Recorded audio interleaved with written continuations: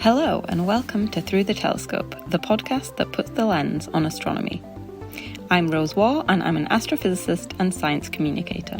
And I'm Elliott Bruce, and I'm neither of those things, but I'll be trying to find out why we should even care about astronomy. We'll be exploring some of the big topics in the field in little manageable pieces and have some fun along the way. So, whether you know your red giants from your red shifts, or you're not quite sure what the difference between astronomy and astrology actually is, join us as we launch ourselves into the cosmos and try not to burn up on re-entry.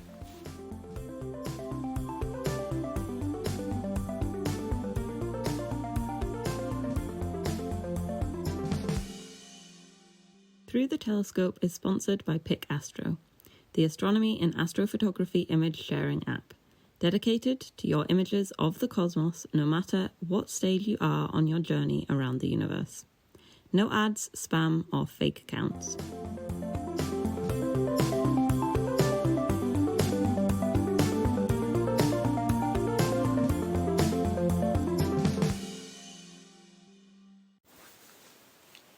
So, Ro, today we've got a bit of a slightly different episode. Today we're talking about Jodrell Bank. Yeah. So, what is Jodrell Bank? Well, Jodrell Bank is a reasonably famous observatory in Cheshire. I think of it as in Manchester, but it's not actually in Manchester, in England, and it's pretty famous for its radio telescopes.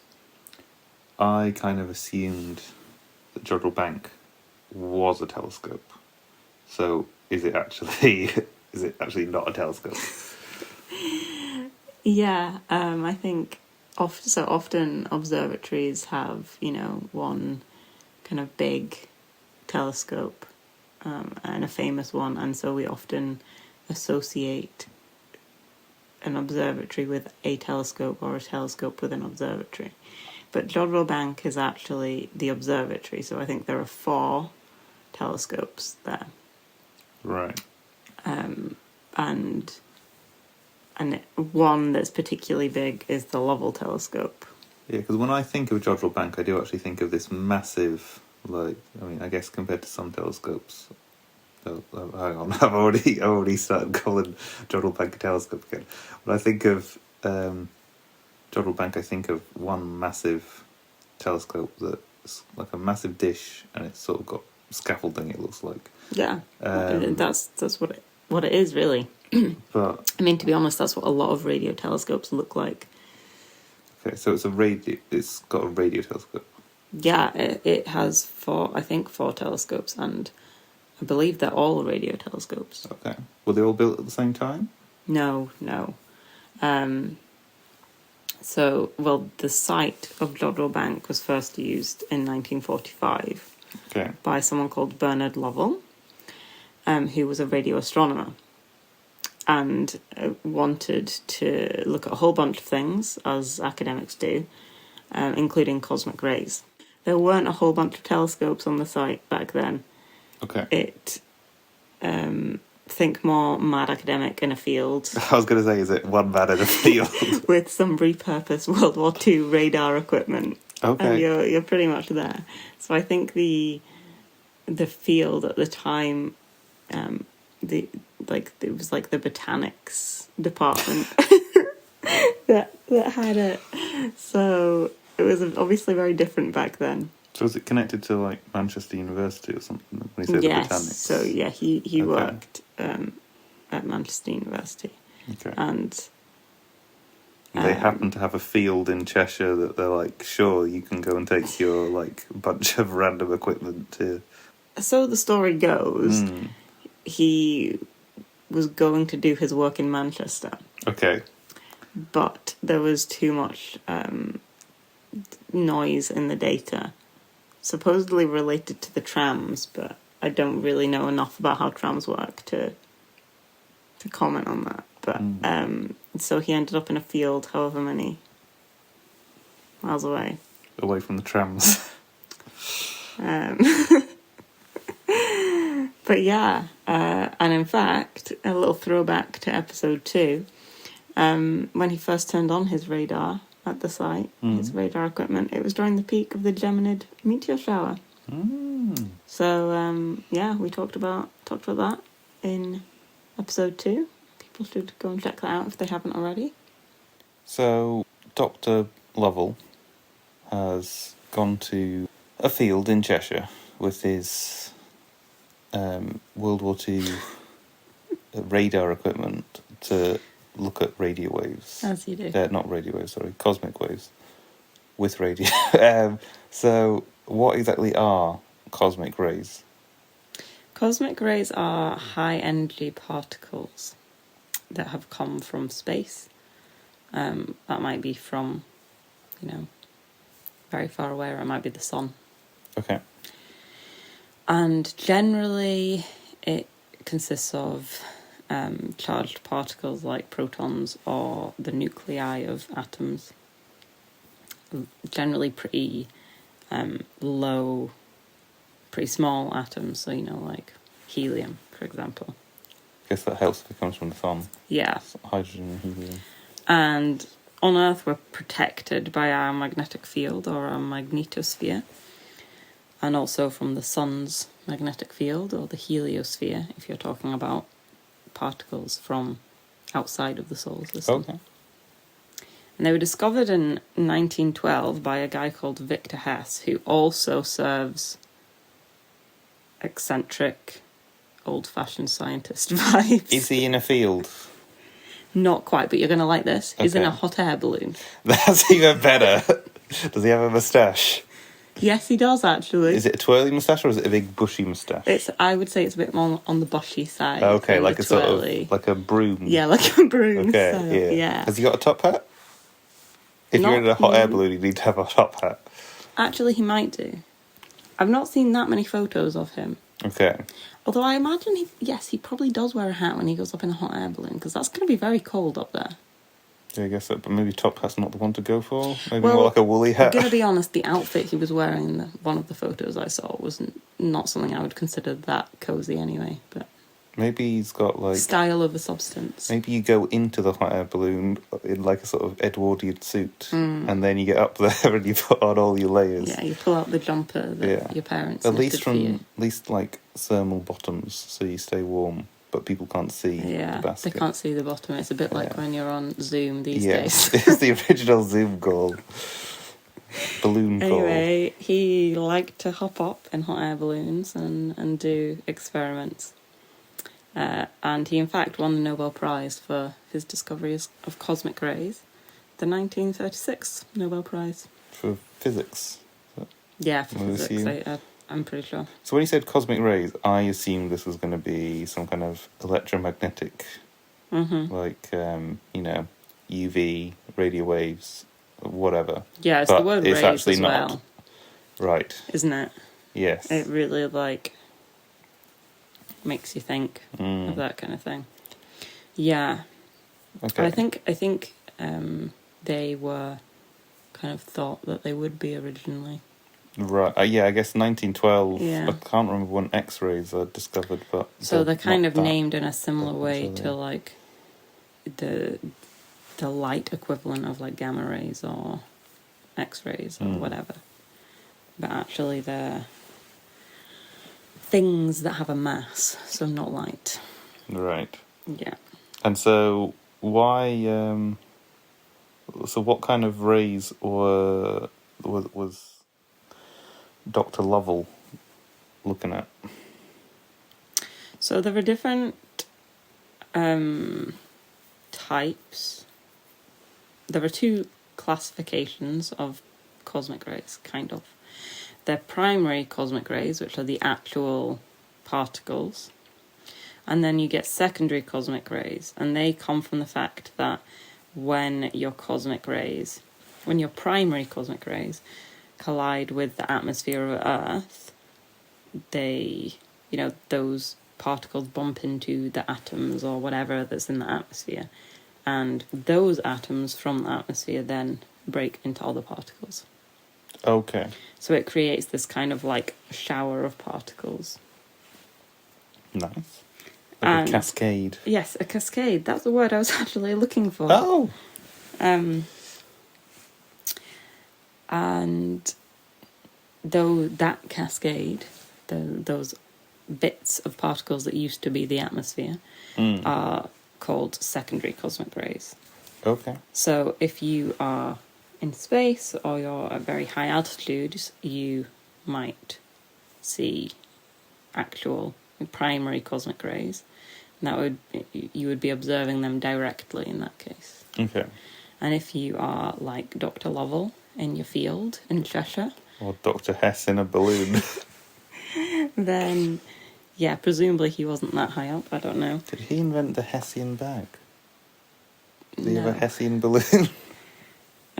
If you are like one of those fellows, then you would have used indirect observation methods.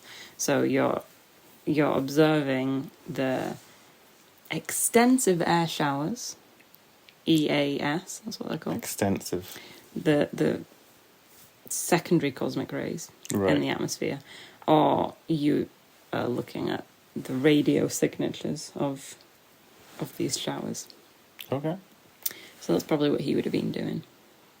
So whilst there are multiple big telescopes there now, it mostly was a bunch of ex-military radio equipment for quite a long time. And the Lovell telescope that you think of, that you picture in your mind's eye, Yeah. when you think of Jodrell Bank, was built in about 1957. So, that's a good, 12 years. Okay, so I would like to ask, so, is it Professor Lovell, Dr. Lovell? I don't know if he was at the time, but he most certainly will have been by the time they name a telescope after him. So when you first said the Lovell telescope, right, before you said when it was, and you first had said that Mr. Lovell had gone out into a field, Mm-hmm. was like, this is Jodrell Bank now, this is where I'm looking at stuff. And then they start building a telescope. I was like, did he just go, I want to name this telescope after me? But I guess 12 years is probably like, yeah, somebody else has said he's put a lot of work in here, so we'll call it name it after him. Yes, and also it wasn't the first telescope built on the site either. Okay. So it was built to replace another one called the Transit Telescope. Okay. Which, lasted about 10 years. So was the Lovell one like the oldest one still there? Or was it just the biggest? Just the biggest, Okay. I think, yeah. But the Lovell was built in time to see the launch of Sputnik 1, Okay. the world's first artificial satellite. Now that was one thing that I had heard about Jodrell Bank, was that they were building it, and then I think the price tag went up because it's like publicly funded. Mm-hmm.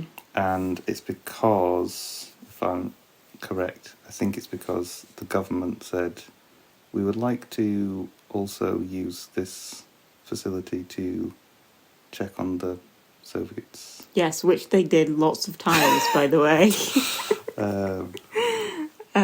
So yeah, they tracked Sputnik 1 eventually. Once they'd found it in the sky, it took them 8 days after the launch of Sputnik 1 to find it. But yeah, they definitely have tracked a lot of satellites from the Lovell telescope. Not all of which have been Soviet. Okay. They tracked Pioneer 5, which went into space between Earth and Venus to look at interplanetary space. That was a NASA mission. Was that to check it was going on the right direction, or was that just... Well, they actually sent messages to it. Oh. And told it to do various things, and received messages back from a very, very long way away. And at the time, it was the only telescope capable of doing that. So I don't know anything about radios, let alone about radar or radio telescopes. But it's interesting because, radar is, having said I know nothing about it, it is like bouncing radio waves back and forth, so I can see that a radio telescope can kind of come from that. But I also find it weird that a radio telescope can be used as like basically a radio transmitter and receiver if it's like communicating with Pioneer 5. 5. It's because they're 10. But yeah, it's just, I guess all telescopes are different because I kind of just think any telescope is just going to be like there's a lens. They just listen. And even if it's not a lens, it's just like light comes in and focuses it or whatever, and science comes out. But yeah, magic happens. But yeah, there was also lots of Soviet things going on there. That's interesting. There was one, I can't remember which. Oh, it was Luna 9. So the Luna 9 that the Soviets had asked Jodrell Bank to track and monitor on its way there. Whilst Jodrell Bank, well, not whilst, it had already got to the moon, but Jodrell Bank noticed that the signal that it was, sending out back to Earth just happened to be in the system used by newspapers around the world for transmitting pictures to each other, like photographs. Okay. Just happened. As opposed to like scrambled or something, like top secret. Yeah, like different frequencies or whatever. Or, yeah. So the Daily Express took one of their receivers very quickly to the observatory, and they got the first ever pictures from Luna 9, and they published them worldwide. Right. Before the Soviets. Was that intentional by the Soviets, or? Yeah, it's a really good question. I mean, so the BBC later speculated that the spacecraft, scientists had intentionally done it this way. Yes, I'm just so the Soviets have to enable Jodrell Bank to. They've asked Jodrell Bank to track one of the things, which I can also. I mean, I think it's also nowadays. I don't know, but it feels a bit like it's a bit odd because you have everybody fact checking and such. Like you have independent bodies that look at things, but back then, I guess you need like people with the biggest radio telescope in the world or whatever to be able to check if something's actually happening. So I can also see, you don't want, as the Soviets, to be like, we've landed on the moon and taken pictures on the moon, and here are the pictures, and people say, you've knocked that up in your garage. Yeah. Because how awkward would it be if somebody said, you hoaxed the moon landings or something? Yes. Etc., etc. Absolutely not. Look, there's loads of evidence here. Look. Yeah. Yeah, and people still ignore you. So I can kind of see that there could be a. Can you just track this because we want sort of international recognition? Oh, oops! You just so happen to have published this for us, which I guess also kind of leads into that as well potentially. Yeah, I mean, let's be honest. We don't know. Yeah. And there could be a whole bunch of reasons, but I think that's a perfectly sensible one, especially with the climate politically at the time. Like you say, if it comes from a different country, if it comes from the West, somewhere like Britain, someone like and Cheshire, they say, "Oh, the Soviets are the first to take pictures on the moon," and it's then published worldwide in newspapers.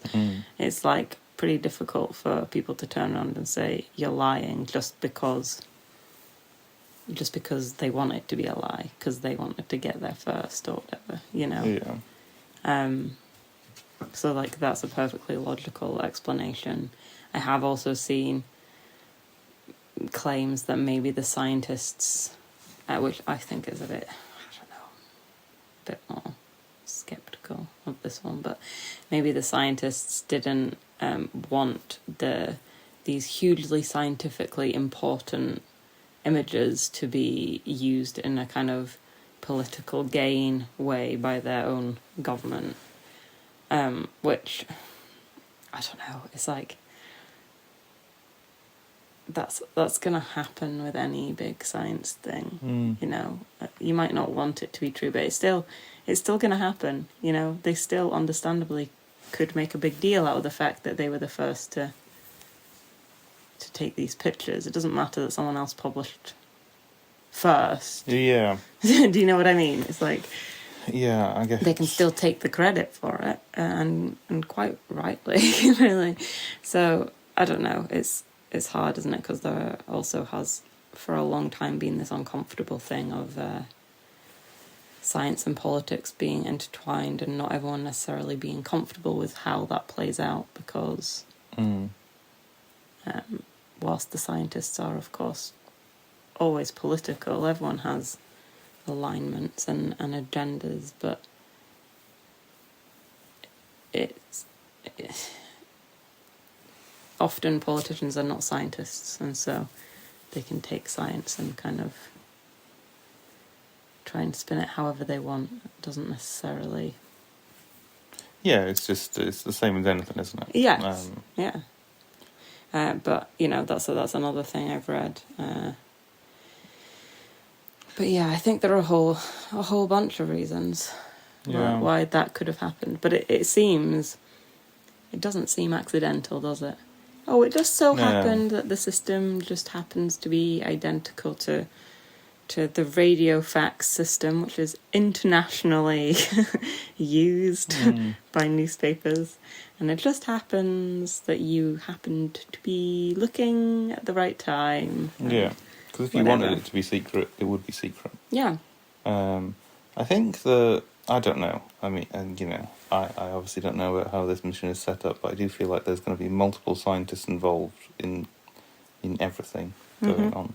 So, and also, if you did something like that and lost the privilege of publishing it, then things aren't going to go well for you. But also, it's not to say it wouldn't happen. You know, also, did this science, which, you know, we think of it very much as science now because it's this hugely important, like, moment in our scientific history. It wasn't just science, was it, at the time? It wasn't really science at all. I mean, the moon landings weren't about science. Because so many presidents, including JFK, wanted to cut the program. You know, we credit JFK as being the president that took America and therefore really the world to the moon. He was dead when they got there.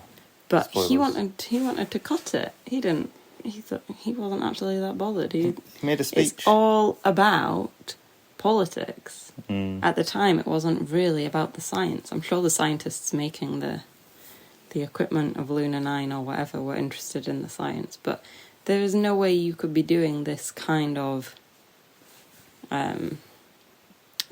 research and being on these projects and expect that the politicians were not involved. Yeah.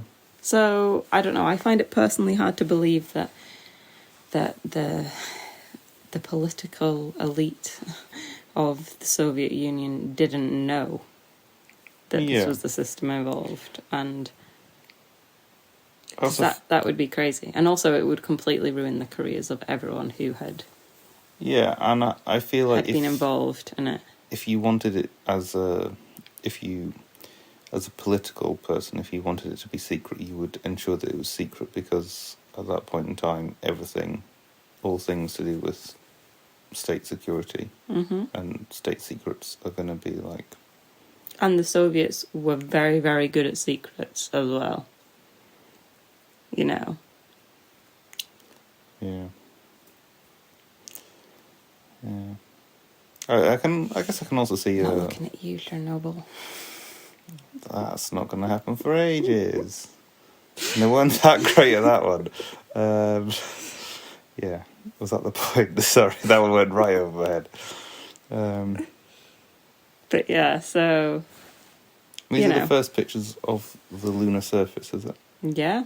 From the moon. It's taken from the moon. I mean, because I can see it from here. Obviously, pictures taken of the moon from instruments not on the moon. Yes.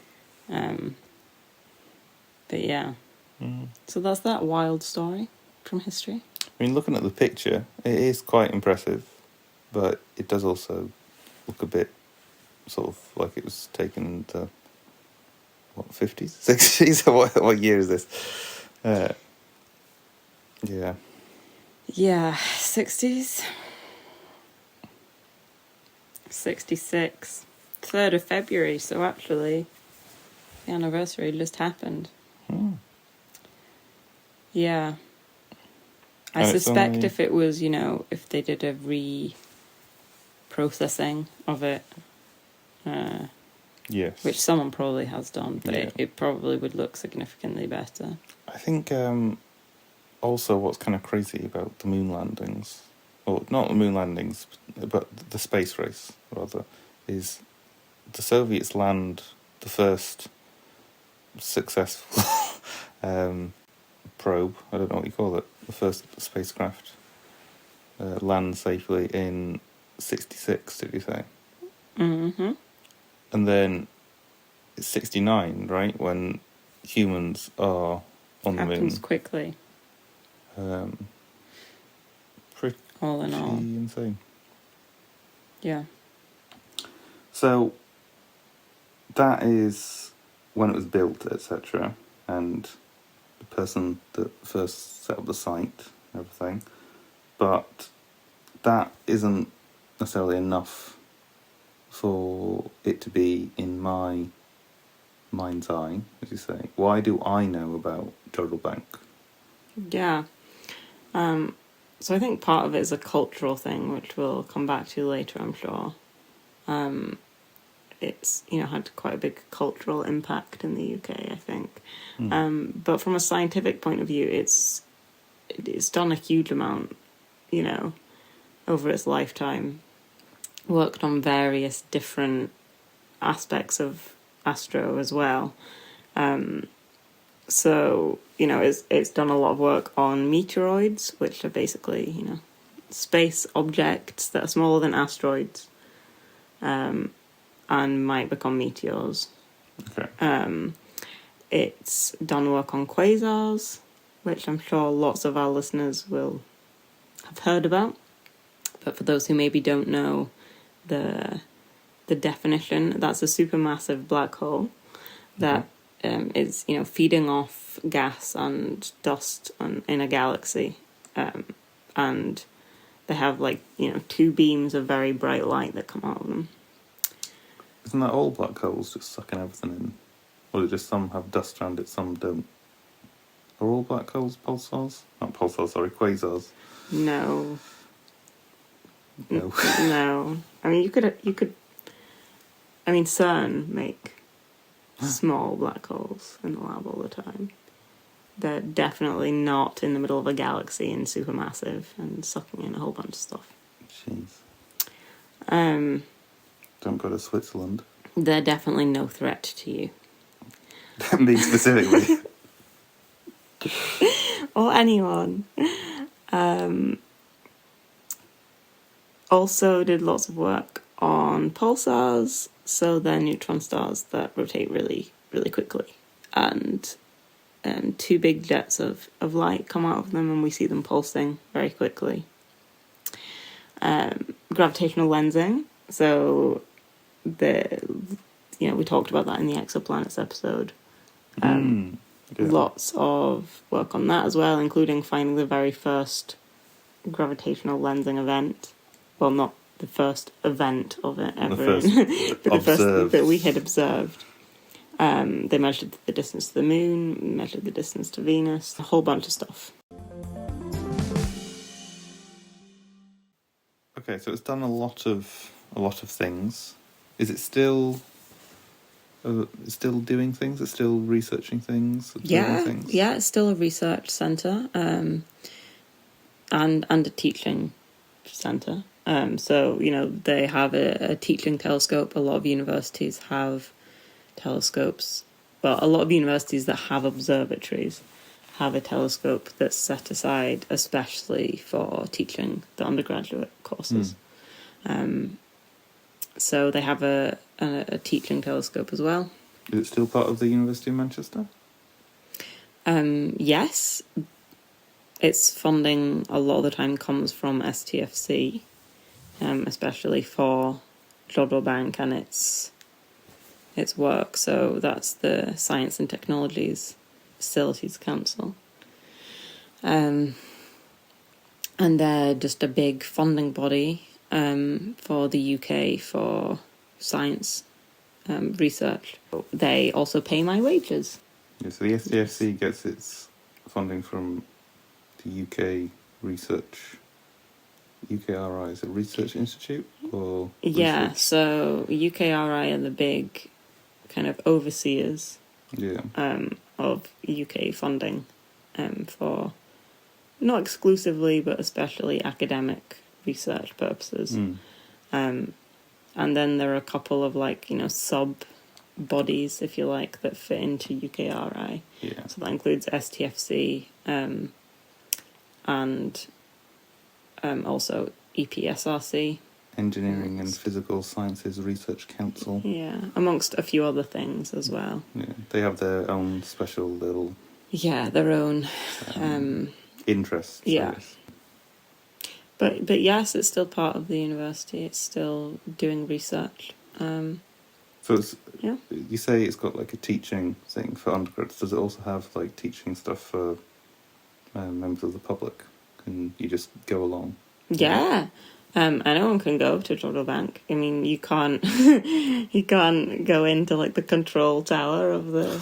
That's where I want to go, though. Of the telescope, but they do tours sometimes. So okay. Sometimes you can do, but you can definitely visit the grounds and walk around the telescope. You can get pretty close up to the telescope, all things considered. Any of them really, but let's be honest, everyone is interested in Lovell. So. You want to go to the Lovell scope. They also have a visitors centre. So everybody that would want to go and see the Lovell telescope, right? It's pretty big. I know that there are bigger ones out there. There are some crazy ones. Mm-hmm.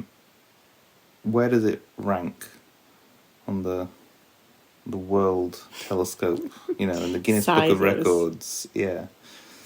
Yeah. So it's about 76 metres diameter for the dish, which, all things considered, isn't that big. It definitely feels massive when you're there looking up at it. It goes to show how big some telescopes can be. But it is very big in that it's movable. Okay. So you can't pick up the entire telescope, but you can steer the dish. It's very movable. You've possibly even seen videos of it, or if you've seen the sky at night, you might have seen it happening. Stargazing Live, it was on there a lot, and so you might have seen clips of it moving. And in that sense, it's very big.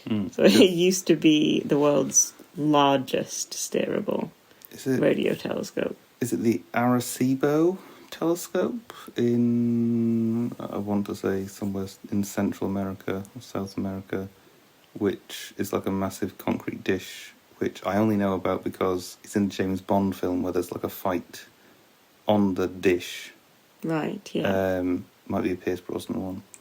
But yeah, they ain't moving that. That's built into the into the ground or wherever. Yeah.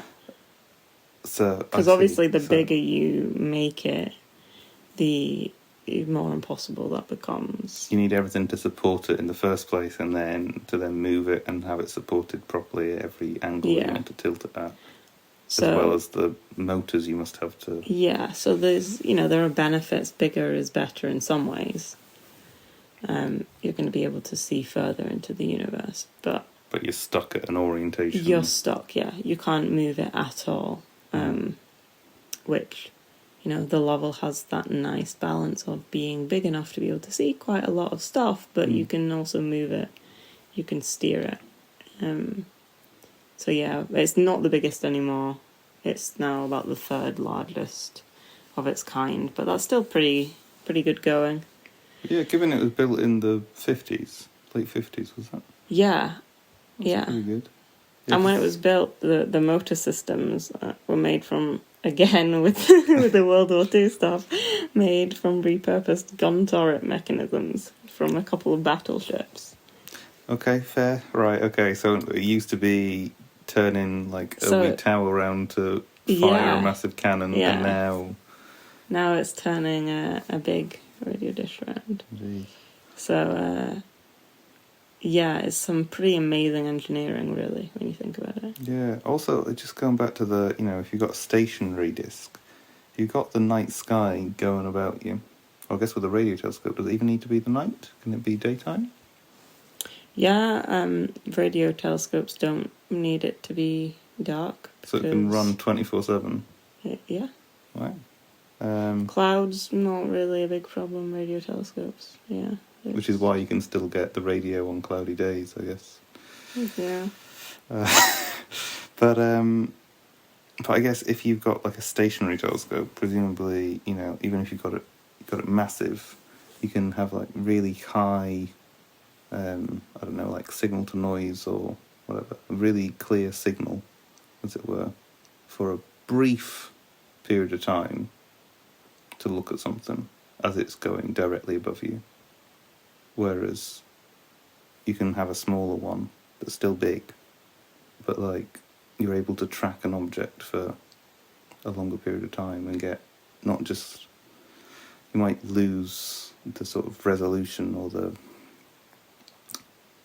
accuracy, as it were, but you can actually see you can monitor changes in behaviour rather than just waiting for it to come around the next day. Yeah, and I think that a lot of, because it kind of used to be the case in astronomy, it's kind of there's kind of this thought that, astronomy is often, you like point your telescope at the sky and you look for something and you see if there's something or not.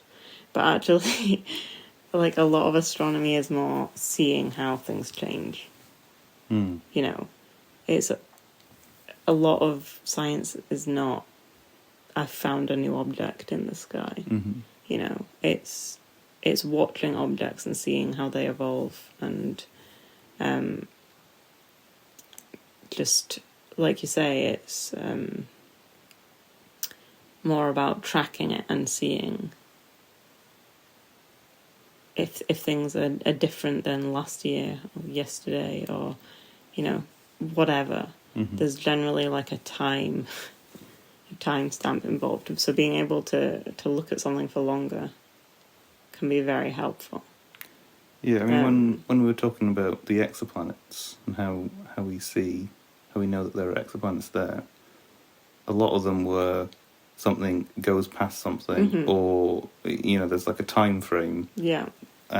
Which, given that it's like the orbit of planets as opposed to like, I don't know, something on quite a short time frame necessarily, you could watch the same thing for every single night, or I guess every single time that it passes overhead in one particular spot for years. Yeah, and never see anything. Exactly.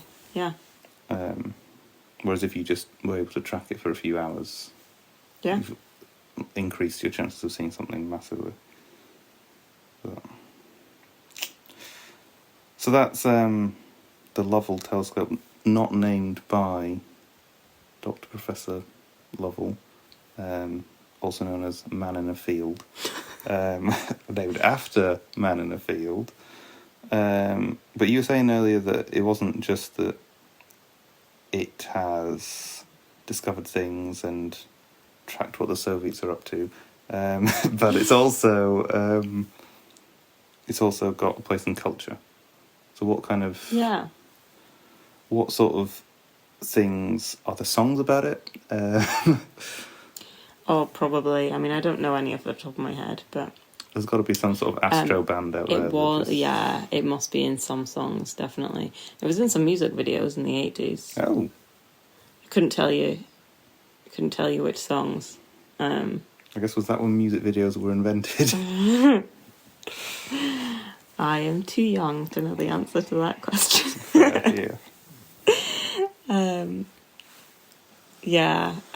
Well, I mean, I know that you know it from Doctor Who. Well, I do know it from Doctor Who. You know it from other places, though, but you know it being in Doctor Who. To be honest, I think I just know it from Doctor Who because it's famous for Tom Baker, also known as the best Doctor, even by people who have never seen him, because we just know that he's got a long scarf. He likes jelly babies, and he is the best, and also went on for ages as Doctor Who. Because he was the best. Because he's the best.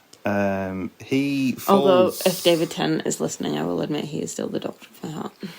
I mean, to be fair, I feel like they're two separate bits, right? There's like old Doctor Who, new Doctor Who. Well, they are two different things completely. Tom Baker's reputation was established before the new Doctor Who's. So, Anyway, moving on from that. He falls from... Best Doctor ends because of Jodrell Bank. Although actually not at Jodrell Bank. What do you mean? In that he regenerates at Jodrell Bank as far as the viewer is concerned, but it's like green screened because they didn't have the budget to actually go there by the end of the series. I think a lot of old Doctor Who was budget constraints, which is why a lot of aliens are like, it's covered in bubble wrap, or they're wearing a cardboard box. They're painted green. Exactly. Daleks, we've got lots of just like spare compost bins around the back. Put a plunger on it and a whisk. I love them. Anyway, but has also been in Doctor Who quite a few other times. Okay. Quite a few episodes. Not just that one. I think there's like another 4 or something. They've been back, but actually back. Like this time they filmed on location. Yes. It's in The Hitchhiker's Guide to the Galaxy, mentioned in the book, and also the movie. In the Hitchhiker's Guide to the Galaxy, or like one of the... I don't know, is it like a pentology? Yes. Pentilogy? It's mentioned in the first one. I think it might also be mentioned in one of the other ones, but I wouldn't swear to that. I've only read the first one. I want to read the other ones. So. Been a long time since I read them, so I definitely need to reread them. But it started as a radio show, so it's radio again. Yes. It's a very radio-themed... Yes, and it's also a very good radio show. Definitely I've not listened to any of them. So. Yeah, it's also... Apparently, I've not read it, but I feel like I should go and read it now, having discovered this. Yeah. It's in a book called Boneland by a guy called Alan Garner. I don't know if any of our listeners have read it. If they have, get in touch and tell me if it is worth reading or not. But apparently it's about an astronomer that works there. Okay. And so there's quite a few parts of the book where it's set at Jodrell Bank. I wonder why it's called Boneland. I don't know. You might find out through me as I read it. Yeah. So it's been in quite a lot of kind of that aspect of culture. There's been concerts hosted there quite a lot. Elbow played there. Wish I'd seen that because that would have been amazing. They're Mancunian, right? Yeah. So... lots of other people have played there as well. Since 2016, they've been having the Blue Dot Festival. Okay. Which I still haven't been to. Really want to go. So I'm guessing the Blue Dot Festival is like in the field at Jodrell Bank. Yeah. Right. So is that also where Elbow, etc. played? Like they had a stage there, as opposed to like standing on top of the dish. Yeah, not standing on top of the dish. Again, I'm still having issues separating the Lovell telescope from the Jodrell Bank Observatory. Yeah. So the blue dot in the field, but also it does, spill over into not the telescope, but presumably the visitors centre and stuff as well, because it's like a STEAM festival, so they have lots of science and stuff, but they have lots of art, and it's a nice mix between the two. and it's supposed to be very, good for families as well. So maybe now that we have a little one, might be nice for them to enjoy it as well. Feel like space. I want to go for myself as well, so I'm not even going to pretend. Use it as an excuse. Yeah, and lots of other things. So we mentioned the Sky at Night and Stargazing Live. Stargazing Live was on, I don't know how many series there were, like 4 or something. Used to be on every January, and it just was really cool. Should probably clarify that Stargazing Live is a sort of, what would you call it? It's like a sort of science education sort of outreachy programme, I guess, in the UK on the BBC, hosted by Dara O'Brien, Irish comic, and another Mancunian. Is he Mancunian, or is he just at the University of Manchester? Brian Cox. Brian Cox, not the actor, the professor. He's a professor at Manchester. I always assumed he was Mancunian. I don't know.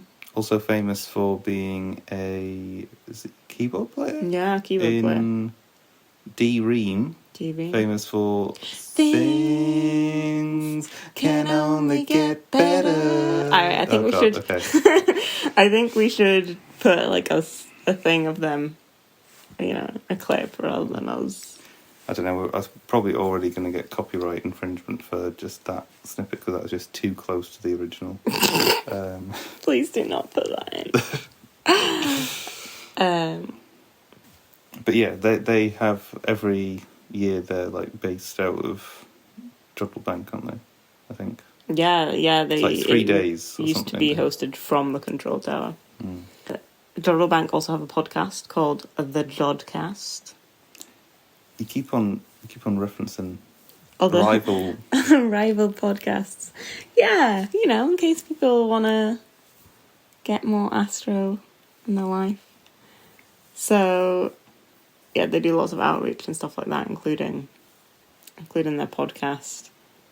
And yeah, they've just had like a huge impact on culture, to the extent that the Lovell telescope was granted Grade 1 listed building in 1988, which is, in the UK, is like the highest, the most important, grade you can be given to a building to say, this is of huge cultural importance, and if you want to make any small change to this building, then we have to okay it. Yeah, which means the Lovell telescope isn't getting a conservatory put on anytime soon. Because the government would never say yes to that. That makes maintenance sound like that's going to be hard I think as it well. makes maintenance hard.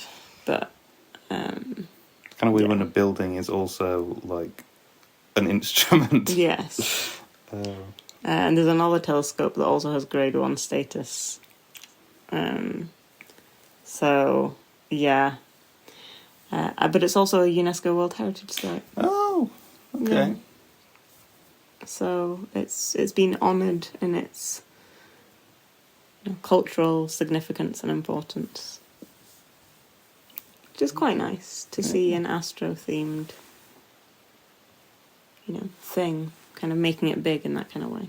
And was that just sort of a recognition of everything, or was there one particular, like, you were the largest movable radio telescope? Do you know what I mean? Yeah, I think it was more a bigger picture thing, but I don't know. I didn't sit on the panel. Yeah. So basically, I just thought it would be kind of nice to chat about Jodrell Bank and just mention it, because I think it's a cool place, and there are so many just cool observatories and telescopes around the world, and it would be fun to chat about some of them.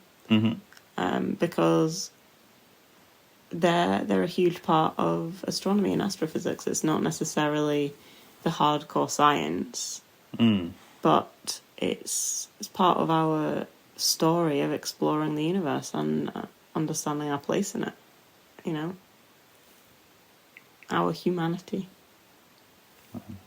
Was that a bit too deep? That got pretty deep. It also looks cool. That's the main thing. It looks cool. It does look very cool. And I have to say, you know, out of all of the observatories that I've been drawing in my little art project over the past however long,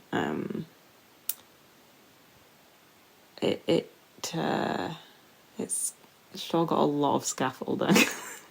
Yeah. It's got a lot. Yeah. Are there any other ones to rival it for scaffolding? Um, I would also say scaffolding makes it sound like it looks ugly, but I think if you look at a photograph, it's like good scaffolding, as it were. yeah, it's very geometric and satisfying, isn't it? All the triangles and stuff. It does look quite impressive and neat, I guess. Scaffolding can look very messy. Yeah. And maybe that's an unfair word to use, but I don't really know which other word I would use in its place. Yeah. It doesn't look messy. No. They keep it in good nick. Looks like. Yeah, I don't know if there are any to rival it. To be honest, a lot of radio telescopes look the same. Look pretty similar. Yeah, they do look pretty similar. So in that sense, any radio telescope is gonna have a lot of scaffolding. I guess they probably just get the separated. bigger it is, the more it has. Yeah, I guess it gets separated into. Can it move? No, it's just a giant concrete dish. Can it move? Yes, it's a giant dish supported by a lot of scaffolding. Mm-hmm. So that just about wraps things up for this episode. Please, can we encourage you to subscribe to Through the Telescope wherever you find your podcasts, and if you like, you can leave us a nice positive review as well. It really helps the show and it makes it easier for more people to find us. Feel free to send us any comments, questions, or suggestions of things or people you'd like to hear about or from in future episodes. Or perhaps to put yourself forward to chat about your own astro research or experiences. As always, you can find us on Instagram at Through the Telescope Podcast, or you can find me at astrophysicist_Rose. You can also find us on Twitter at The Telescope Pod, and you can contact us by email at throughthetelescopepodcast@gmail.com. And with that, we'd like to thank you very much for listening, and we look forward to seeing you again next time. Bye. Bye.